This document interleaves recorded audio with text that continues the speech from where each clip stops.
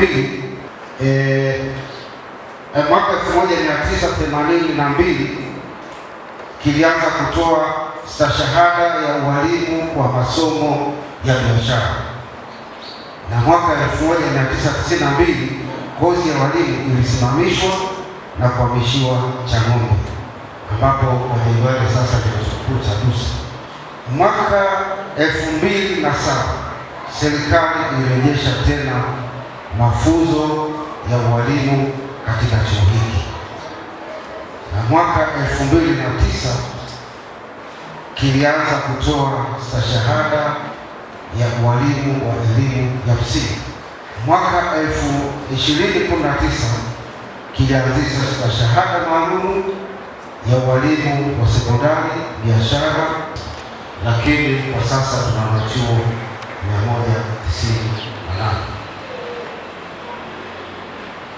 Ndugu mgeni rasmi, ubora wa taasisi au chuo chochote haupigwi kwa idadi bali kwa matokeo. Mafanikio ya chuo ambayo tumeyapata katika miaka mitatu iliyopita, ufaulu umefikia hadi 100% katika baadhi ya kozi. Hii inamaanisha nini? Ndugu mgeni rasmi, hii inamaanisha kwamba tuna wakufunzi bora, tuna wanafunzi wenye nidhamu na tuna mfumo bora wa ujifunzaji. Haya si mafanikio ya kawaida. Naomba tujipigie makofi wote. Aidha, chuo pia kimefanikiwa kupanda miti 300 na kuimarisha usalama wa chuo. Hatufundishi tu wanachuo kuwa walimu, bali hata kutunza mazingira tunafundisha. Ndugu mgeni rasmi, kama ulivyosikia kwenye hotuba ya risala ya wahitimu, chuo kina baadhi ya changamoto kama walivyozitaja. Kuna upungufu wa watumishi kama kada ya walinzi na wapishi, lakini pia tuna upungufu wa viwanja vya michezo. Pia tuna tatizo katika mfumo wa maji taka, jambo ambalo huwa linatupa kidogo shida katika utendaji wetu, lakini hatukati tamaa, tunasonga mbele na tutazishinda changamoto hizi. Ndugu mgeni rasmi, naomba nitoe ujumbe kwa wahitimu wapendwa, naomba nitoe ujumbe kwenu. Leo si mwisho wa safari yenu, ni mwanzo wa safari mpya ya kitaaluma. Ninaamini baada ya miaka 10 ijayo huko mbele tutazungumza lugha nyingine. Kuna wengine tutakuwa wameshakuwa maprofesa. Aidha, kati yenu napenda kuwatia moyo na kusema kwamba huu sio mwisho wa safari. Kwa hiyo tuendelee kujipanga kwa ajili ya maendeleo ya kitaaluma zaidi. Ninaamini kwamba mwalimu mmoja anaweza kubadilisha maisha, mwalimu mmoja anaweza kubadilisha jamii, na mwalimu mmoja anaweza kubadilisha taifa, kwa sababu hakuna yeyote aliyefanikiwa kielimu bila kupitia mwalimu, na mwalimu ndio wajenzi wa kesho wa Tanzania. Tujivunie kuwa sehemu ya historia hii, tujivunie kuwa sehemu ya historia hii, na kwamba sisi ndio tunategemewa kujenga taifa hili.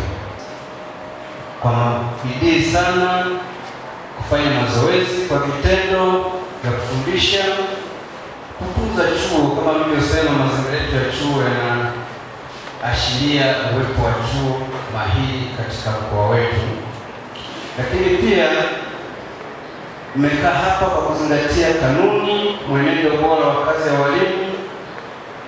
Naamini kama msingezingatia hayo, mngedondoka njiani, sivyo? tumepata drop out hapo, lakini kwa jinsi mlivyozingatia haya yote, kuzingatia sheria na taratibu za chuo, leo hii mna furaha kubwa kuwa katika ukumbi huu mkihitimu mafunzo yenu. Kazi ya walimu ina changamoto nyingi ambazo baadhi yake mmekabiliana nazo mlipokuwa katika mazoezi ya kufundisha mwaka wa kwanza, mwaka wa pili na kwa mwaka wa tatu. Baadhi ya changamoto zilizopo katika maeneo mengi ni pamoja na zifuatazo. Mlipokuwa kule site, mlikuta kuna upungufu wa vifaa vya kufundishia na kujifunzia, si ndio? Lakini pia kuna uhaba wa nyumba za walimu na wafanyakazi kwa ujumla, matatizo ya usafiri na mawasiliano, na wengine walikuwa ili apate network yanapanda juu ya mti au kwenye jiwe kubwa ili uweze kusalimia nyumbani.